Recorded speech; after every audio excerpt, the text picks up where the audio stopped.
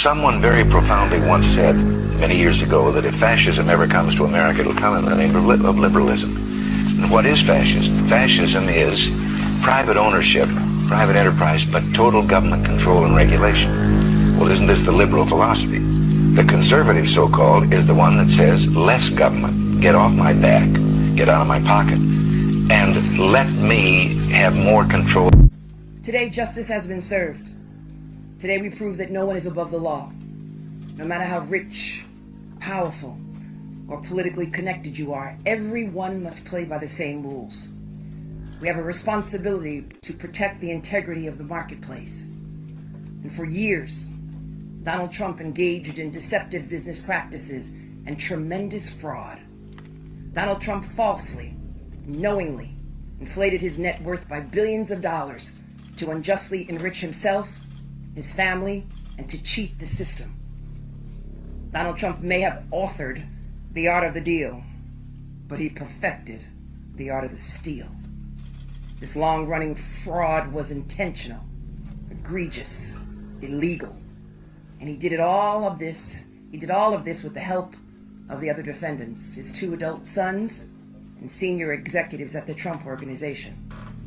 And so, after 11 weeks of trial, we showed the staggering extent of his fraud and exactly how Donald Trump and the other defendants deceived banks, insurance companies, and other financial institutions for their own personal gain.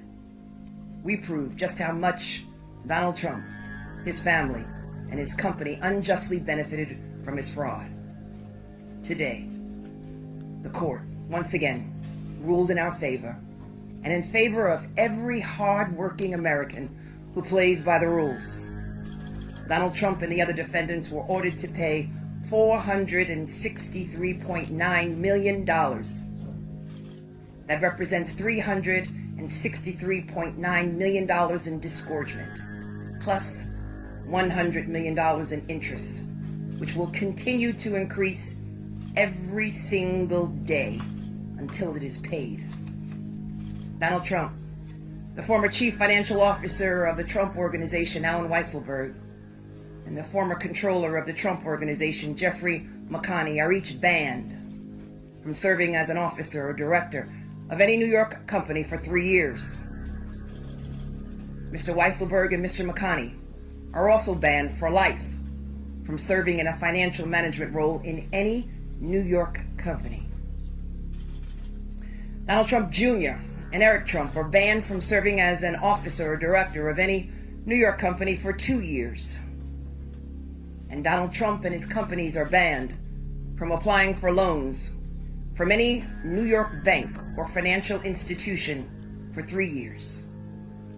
A new independent director of compliance will be created at the Trump Organization to ensure the company establishes internal protocols and meets financial reporting obligations. And the current independent external monitor will continue to oversee the company's financial dealings and ensure this fraud cannot continue. I want to be clear. White-collar financial fraud is not a victimless crime. When the powerful break the law and take more than their fair share, there are fewer resources available for working people, small businesses, and families. And everyday Americans cannot lie to a bank about how much money they have in order to get a mortgage to buy a home, or a loan to keep their business afloat, or to send their child to college. And if they did, our government would throw the book at them.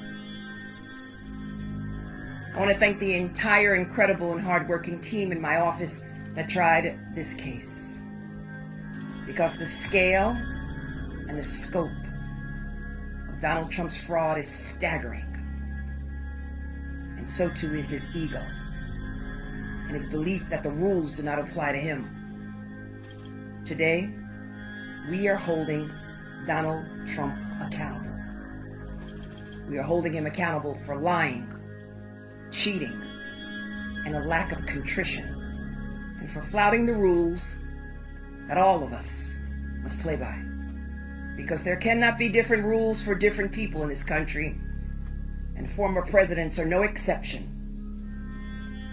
This decision is a massive victory for every American who believes in that simple but fundamental pillar of our democracy, that the rule of law applies to all of us, equally, fairly, and justly.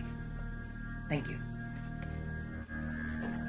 The FDNY tells Fox about its investigation into its members, quote, "It has nothing to do with politics. It's about professionalism at an official event held in a house of worship." While some argue the firefighters were within their First Amendment rights, FDNY bosses are apparently furious over what they deemed as unacceptable behavior by FDNY members Thursday. First, simmer down. Kavanaugh and Chief Hodgins for that recognition.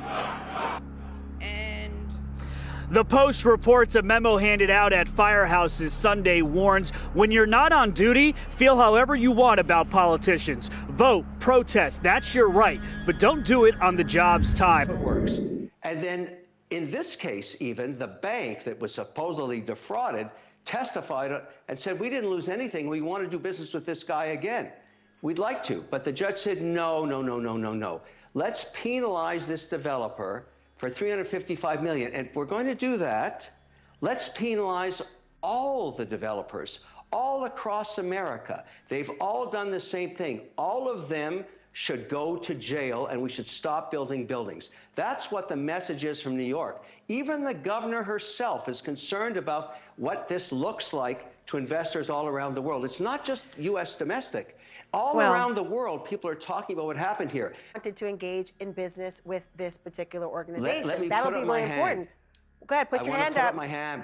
I want to put up my hand and ask, Governor, who's next? Who are you going after next? You want your hand up for that, Kevin? Put your hand down if that's the question. What do you mean? Every entrepreneur in New York is saying, am I next? Who's next? I know that I've always felt the 9 most terrifying words in the English language are, I'm from the government and I'm here to help.